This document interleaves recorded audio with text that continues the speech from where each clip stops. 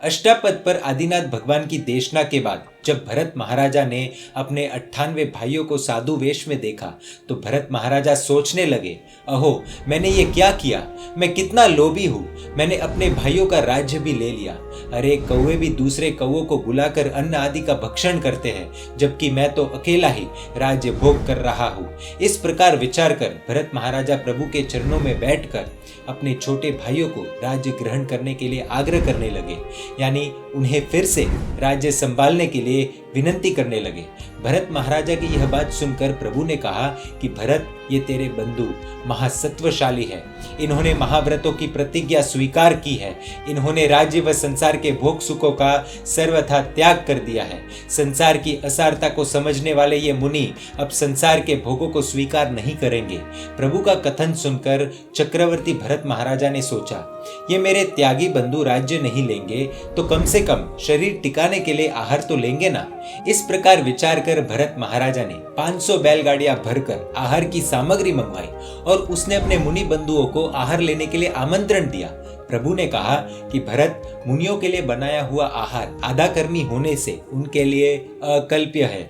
इस प्रकार प्रभु द्वारा निषेध करने पर वह निर्दोष भोजन सामग्री के लिए मुनि बंधुओं को आमंत्रण देने लगा।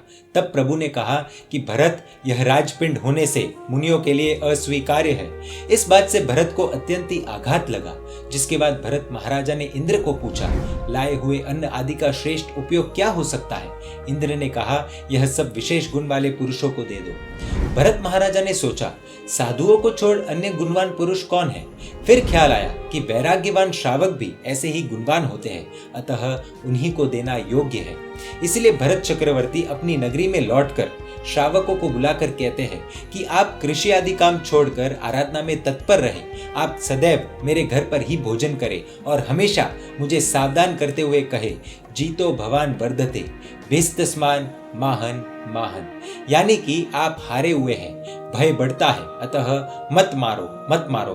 अनेक श्रावक घर आने लगे और ये वचन बोलने लगे तो भरत महाराजा उन वचनों को सुनकर विचार करते हैं कि अरे मैं किससे हारा हूँ, किसका भय बढ़ रहा है। अरे अब ख्याल आया, मैं कषायों से हारा हुआ हूँ और कषायों का ही भय बढ़ रहा है। इस प्रकार भरत महाराजा साधर्मिकों की भक्ति के साथ साथ अपनी आत्म जागृति बनाए रखते थे।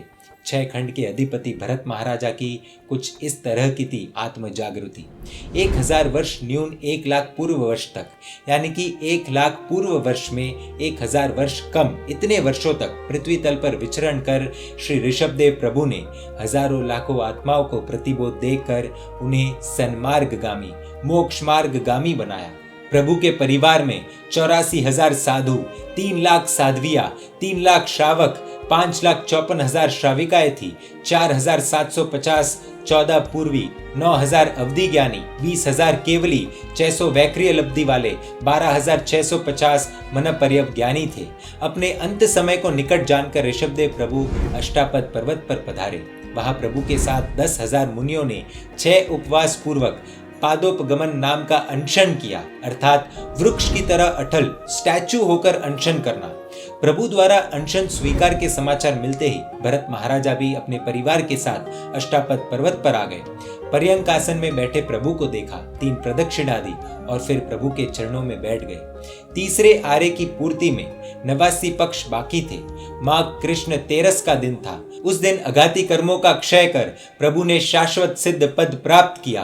प्रभु के निर्वाण से भरत महाराजा को अत्यंत ही आघात लगा। देवताओं ने प्रभु का विधि पूर्वक अग्नि संस्कार किया और फिर वे देवता नंदीश्वर द्वीप पर गए और वहां पर उन्होंने प्रभु के निर्वाण कल्याणक का महोत्सव किया। भरत महाराजा ने प्रभु के अग्नि संस्कार की भूमि पर 3 कोस ऊंचा सिंह निषद्या नाम का रत्नमय प्रासाद बनवाया। उस मंदिर में 24 तीर्थंकरों के देह प्रमाण वाली रत्नमय प्रतिमाएं स्थापित की। उस चैत्य में भरत महाराजा ने अपने 99 भाइयों की भी रत्नमय प्रतिमाएं भरवाई और प्रभु की सेवा करती हुई एक अपनी भी प्रतिमा स्थापित की। उसके बाद उस पर्वत के चारों ओर 1-1 योजन के 8 सोपान बनाए। तभी से वह पर्वत अष्टापद तीर्थ के नाम से प्रख्यात हुआ। 6 खंड के अधिपति होते हुए भी भरत महाराजा अंतर से सर्वथा अलिप्त थे। 96 करोड़ ग्राम के अधिपति, 64,000 रानियों के राजा, 32,000 मुकुटबद्ध राजाओं के स्वामी, 14 रत्न, 9 निधि, 9 महासिद्धि आदि आदि जैसी भौतिक समृद्धि, भौतिक सुख भोगते हुए भी अंतर से न्यारे थे। एक बार भरत महाराजा स्नान कर कीमती वस्त्र व आभूषणों से अलंकृत होकर आदर्श गृह में पधारे। वहां अचानक उनकी एक उंगली में से एक मुद्रिका नीचे गिर पड़ी। मुद्रिका यानी अंगूठी। अचानक उनकी नजर उस उंगली पर गई। उन्होंने अंगूठी बिना की उंगली देखी। अजीब लगा, अरे ये उंगली शोभा रहित कैसे हो गई। उसी समय उन्होंने जमीन पर पड़ी मुद्रिका देखी।